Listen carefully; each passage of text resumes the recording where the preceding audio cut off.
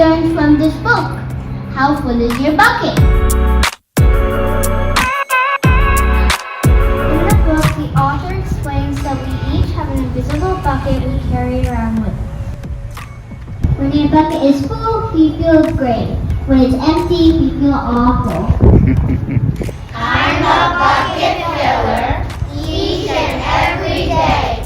Kind things I do, kind things I say.